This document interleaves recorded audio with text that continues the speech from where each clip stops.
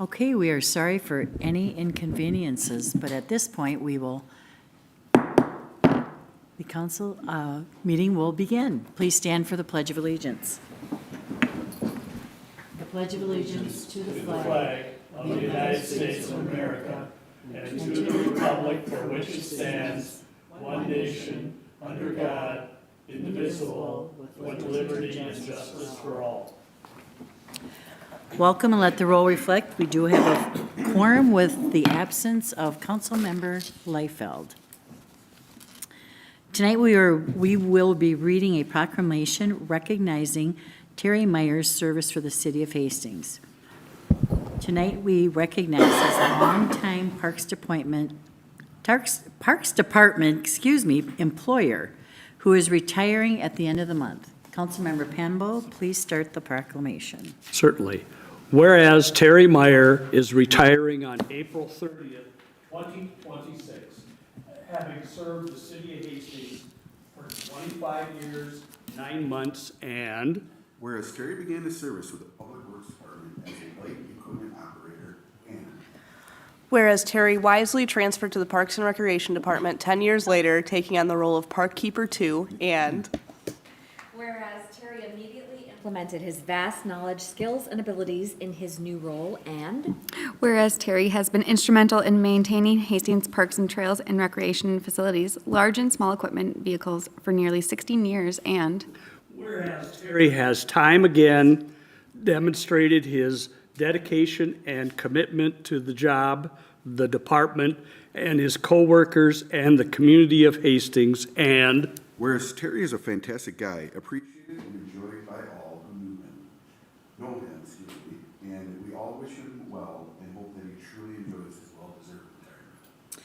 Now therefore, be it resolved that the Hastings City Council hereby recognizes Terry Meier for his dedication and commitment to the city of Hastings. Thank you, Terry.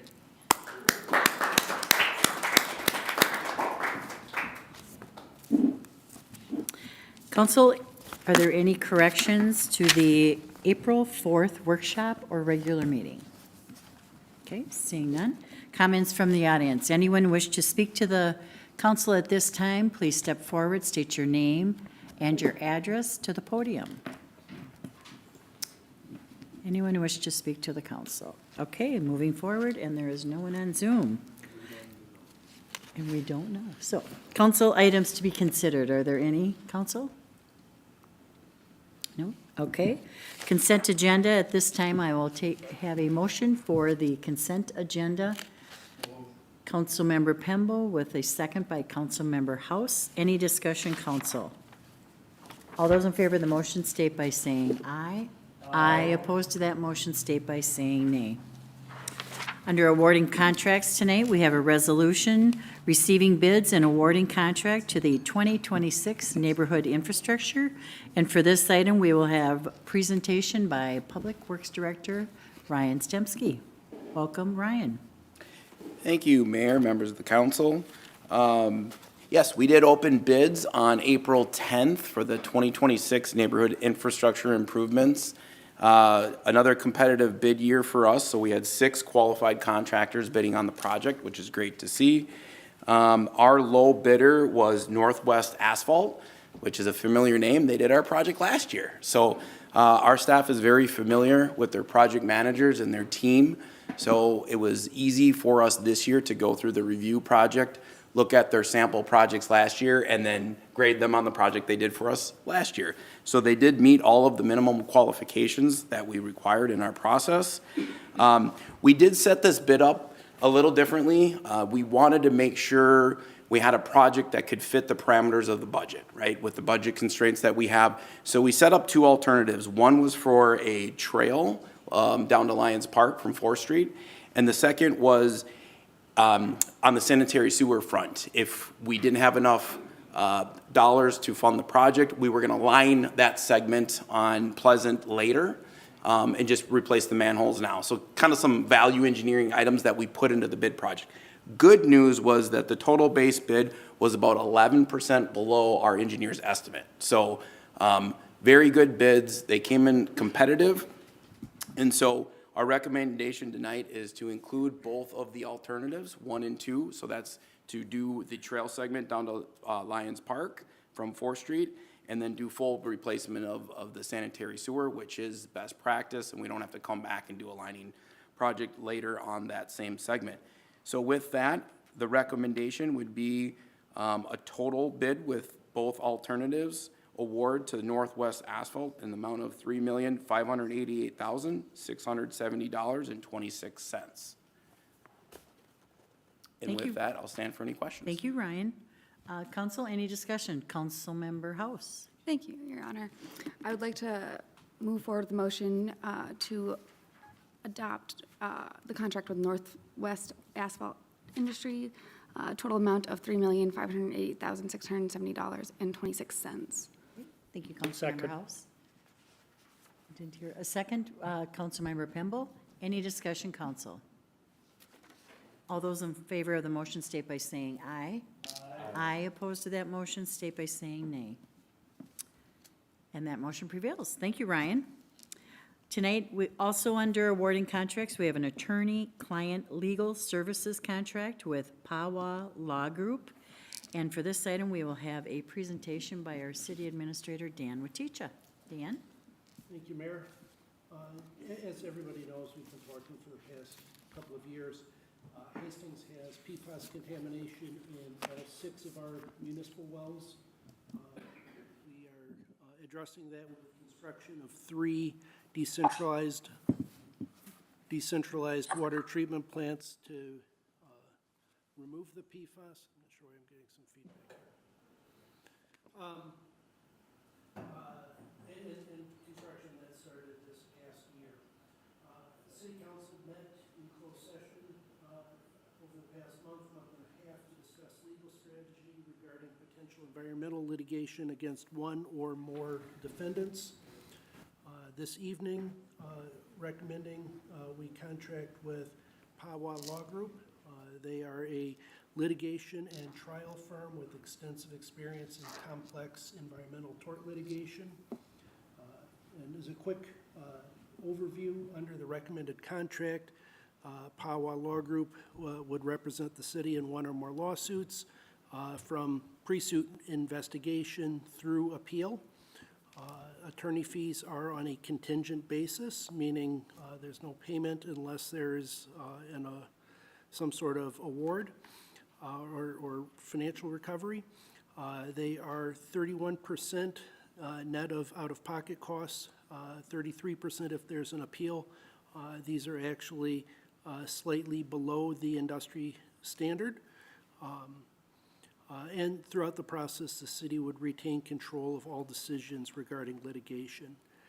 The other piece I really want to point out is that assuming that we file litigation, it is a long process. It could easily be 4, 6, 10 years to resolution. So this is an important step, but it is not immediate relief to the expense. And in the meantime, we will continue pursuing state assistance. With that, I can take questions from council. Thank you. Thanks, Dan. Council, any questions at all? Councilmember Verichov? No question, Your Honor. We're just going to, can you hear me okay?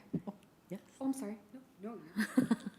No questions, just going to make a motion to approve the authorization to sign the contract with Pawa Law Group. I think this has been a long time coming. I know this is incredibly important to this body. I commend the city for the thoughtfulness that they've had going through with this, and I know that we have a lot of constituents that care deeply about this, and I'm looking forward to working with them.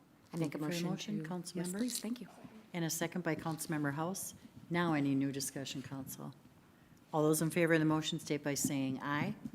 Aye. Opposed to that motion state by saying nay. And that motion prevails. Thanks, Dan. Also under awarding of contracts, approval for the lead service line replacement agreement. And for this item, we will have Ryan Stemski, our Public Works Director again. Ryan? Thank you, Mayor. So, Mayor, member of the council, this is kind of a continuation of the lead service line program. We've talked about this. We've turned in application, et cetera. Really what we're here tonight to approve is a template of an agreement. So right now with our current bid projections, or estimates, I should say, we anticipate about 58 homes getting lead or galvanized private service lines replaced under this program in 2026.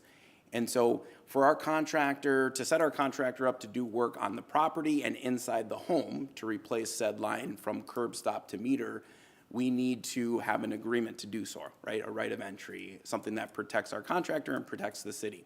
So rather than bring 58 agreements back to city council, the purpose tonight is to approve one template, only change the address and the names of the owners of each property, and then give staff the administrative authority to sign said agreement so that we can get those addressed as we are door knocking or sending letters out, because right now starts our long process of educating those that are on the project. So we want to have agreement in hand when we have inspectors out trying to do pre-inspection surveys with these folks, or when we send out mailings, we can attach it for an example, or we can put it online, et cetera. So I worked with the city attorney, Cynthia, to draft this agreement and put it in an executable form. I think we have our city administrator as the staff designee to sign the form. And it is in your packet tonight. If you have any questions, either of us can answer them. Okay, That's thank you, all. Ryan. Council, any questions? No questions? Okay, then I would look for a motion. Councilmember Lawrence. A motion to authorize staff signature on the LSL replacement agreements necessary Okay. on phase 1. Okay, a motion Second. with Councilmember Lawrence and a second with Councilmember Pemble. Any discussion, council? All right, all those in favor of the motion state by saying aye. Aye. Opposed to that motion state by saying nay. And that motion prevails.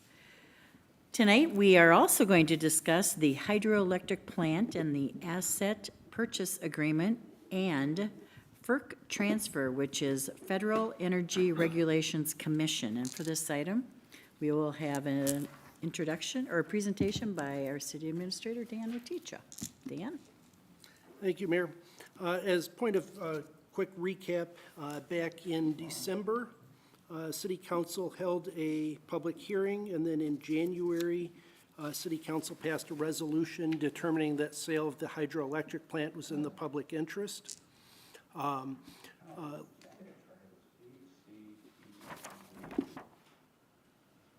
you turn off that? Hang on a second. I can't do two things at once.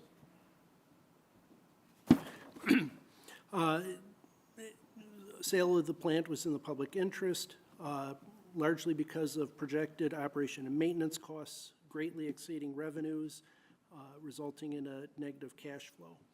That resolution also authorized execution of any documents necessary to complete the sale to J.F. Brennan Company Incorporated, consistent with the terms of the letter of intent. High level, the letter of intent was sale for $1, the condition as is, as well as transfer of associated licenses and agreements, and there is a clawback provision. Since then, since January, Brennan has been conducting its due diligence necessary for the purchase. Hastings Hydro LLC has been set up as a wholly owned subsidiary under J.F. Brennan, and right now, pending final legal review, we will be executing two documents in the immediate future, and these were approved in that January 5th resolution. Asset purchase agreement, which is intended for essentially facilitating a smooth transition, ensuring continuity of operations leading up to the sale, maintaining regulatory compliance throughout the transaction. The second one is technical and important. It is the FERC license, the Federal Energy Regulatory Commission, but a matter of transferring our license from the city to Hastings Hydro, and with that, we are requesting an expedited approval by the Federal Commission. Hastings Hydro, under the terms, is legally, technically, financially qualified to assume the license, and it would accept all terms and conditions of the existing license and operate the facility in accordance with federal regulations and the Federal Power Act. But really just wanted to give you guys an update. These are no action tonight. It's something that was previously approved, but certainly a significant step, and wanted to make sure that you guys are, and the public are apprised of where we're at and how it's progressing. But with that, I can certainly stand for any questions. Thank you. Thank you, Dan. Council, any questions for Dan? As stated, no movement tonight. So, thank you. Under Community Development, Sunset Hills, and for this item, we will have a presentation by Community Development Director John Hins. Dan will teach. We're switching.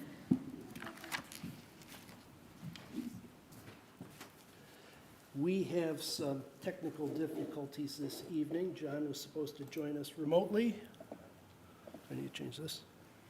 Yeah. Hey, look at that. I know, right?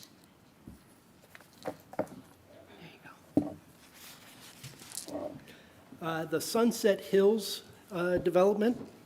There's 3 actions that are recommended before you this evening. I do believe you could do those, assuming you choose to, as a single motion.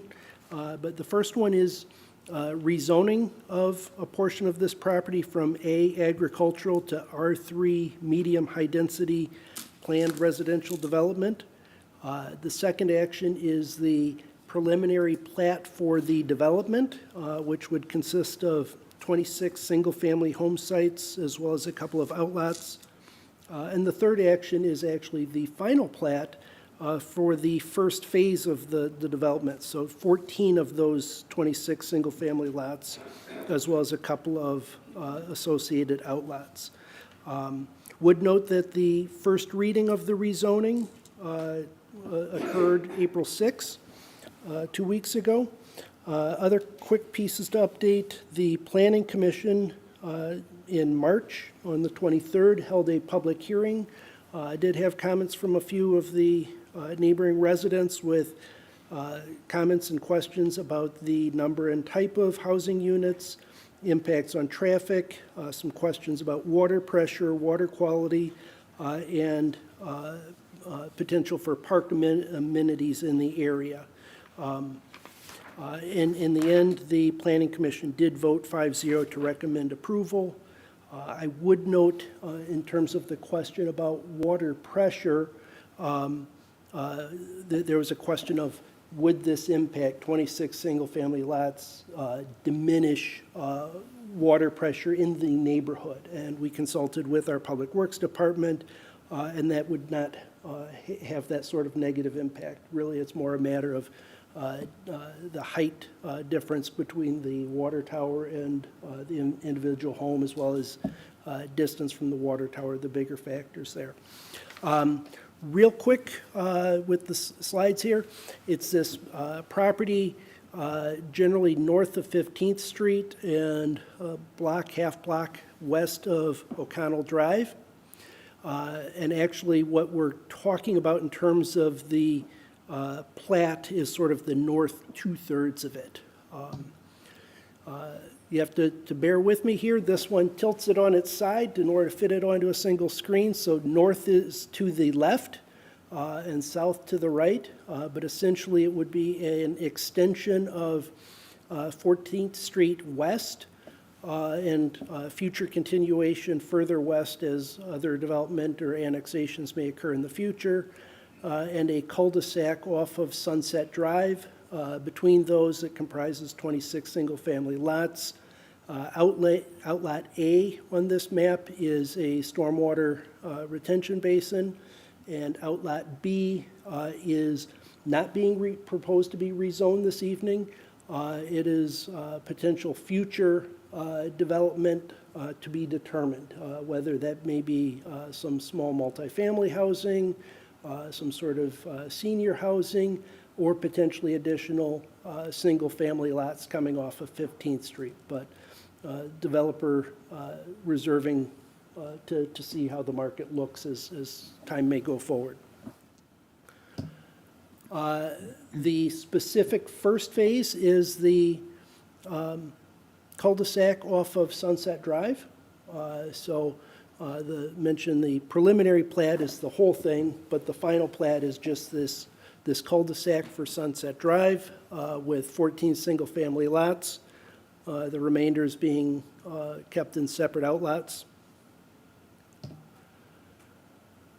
A much more detailed version of the plat showing some of the utility connections and landscaping that'd be associated with it, as well as you see the stormwater pond in between the two streets. More layouts. This one you can kind of see the footprints of the homes on the individual lots. These are being described as villa homes, similar to what we saw off of Pleasant Street, Pleasant Drive over the last couple of years. Different developer, but similar, smaller homes on a smaller lot, and a couple of architectural renderings of what those homes may look like. But with that, I can stand for some questions. Our community development director indirectly is available. We can type him some questions and he can respond. I do believe that we are in a position that if council is comfortable, you could act tonight. Also understanding the technical difficulties we ran into, if you needed to hold it 2 weeks, that's certainly an option also. Okay, thank you, Dan. Council, any questions? Any discussion?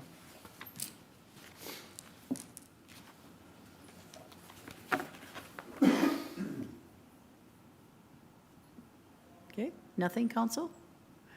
I mean, I will add, I did watch the commission meeting and it was very well received. I do think this development is going to take hold pretty quickly, as we know that the 33 lots at Villas Pleasant went very fast, and these types of homes for our seniors are being looked at. And I'm very excited for the actual development. With that, council, I would accept, Councilmember Beck. Just one question.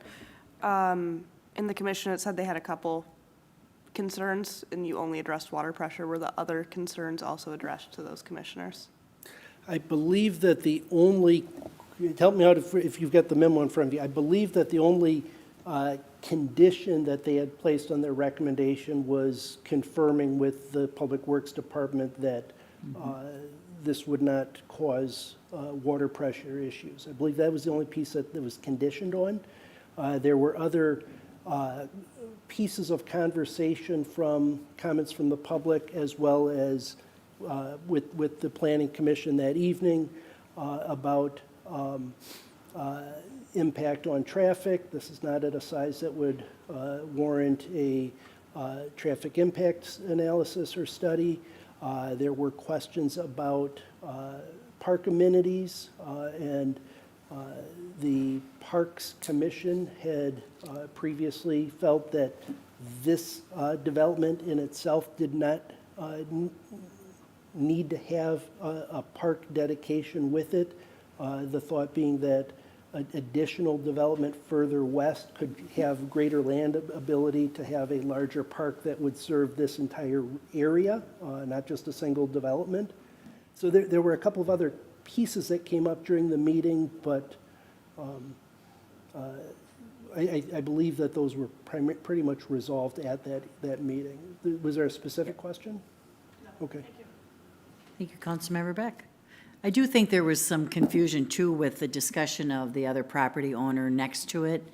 Yeah. And the too close. I do think there was two different properties that people were thinking, that larger property, so Yeah. it makes sense. A couple of years ago, the property directly west had approached us about potentially annexing and developing. So there had been some earlier conceptual sites that were seen out there, and that might have added some question about the size of the development or locations of parks, or thinking something had changed. Again, I think it's a great development. I think it's just that type of housing that is being sought out, so. Anyone willing to make a motion to accept it? It would, Yep. assuming that by accept it, you mean to All approve three, the yes, resolution, and- please. or the second reading of the ordinance and both resolutions. And the plat, yep. Councilmember Verichov? Thank you, Your Honor. Dan or Mr. Jenkins, just for clarification, so because there's other parks that are close by, I'm guessing the developer is then, whatever our The ruling city's, is in terms of the dedicating city, that funding back to some, okay. the city's general policy is to have a park within a half mile of every development. So I'm not sure, I'm not familiar enough on the specifics of this, if there's a park tiny. directly within a half, or if it was the thought that an additional development immediately west would pick that up in the near future. Mayor, may I ask another question? You can. Sorry, my specific question was, if the developer is not contributing funding for a new park and the Parks Commission has voted not to, what's happening to that funding? Don't we? Was in a pool. Our ordinance requires, with city approval and direction, either the dedication of land for a park or equivalent funding to be used for park development. So without this having land dedicated for park, the development would require, I think it's 3,000 or low 3,000s per lot to contribute towards future park development. Fantastic. So there is That's a what I wanted to financial know. contribution. Thank you, Mayor. Thank you, Thank you, Dan. Councilmember Thanks, Verichov. Chris. And Assistant City Administrator Kelly Murchow would have an addition. Per remote, John Hinsman. Dan has hit on these things, but I just want to make it crystal clear from John's perspective. A future park is planned west of the development in the comp plan. And of course, the city will accept cash in lieu of land, so. He said it much better than I. Brief. Thank you, Kelly. Now, any other, Councilmember And Lawrence? to specify, it says it's gonna be about $50,400 that's gonna go into that fund. And then it's in there, and also I'll make a motion to what you just said, the second reading. Approve the And second all reading. three, A, And B, all and C. three Yep. things included, yep. So it's the second reading, amend city code chapter, it's the resolution of the preliminary plat, and it's the resolution of the final plat. Second. There is a first and there is a second. Any new discussion, council? Councilmember House? I do apologize for my late question. Just quickly, it is a heavily wooded area from what it appears in the photos that's going to be redone. For tree removal and replanting, is it still, every tree that's removed has to be one replanted, correct? Just wanted to confirm. No. I don't think that's accurate. I know. It's very specific, and I I just just, saw it, I just saw it. thank you. I was trying to find it in here. Mature shade trees, there's a bunch of scrub on some of the property line has some mature trees, and I think that's what some of the landscaping plan is addressing. I was looking at that plan, so thank you for that. I appreciate it. Okay. Justin Forty's been involved with development review committee and this as well. Thank you so much. Thank you, Councilmember House. There is a first and a second. Any other discussion, council? Okay, all those in favor of the motion state by saying aye. Aye. Opposed to that motion state by saying nay. And that motion prevails. Thank you. Thank you, Dan. Looking forward to it, Greg. Thank you. Okay, any reports from council members? Any announcements or anything? All right, I do have a couple announcements. We recognize next week as National Library Week. We thank the staff of Pleasant Hill Library for their service in our community. On Friday, April 24th, we will recognize Arbor Day and tree planting at Pleasant Park.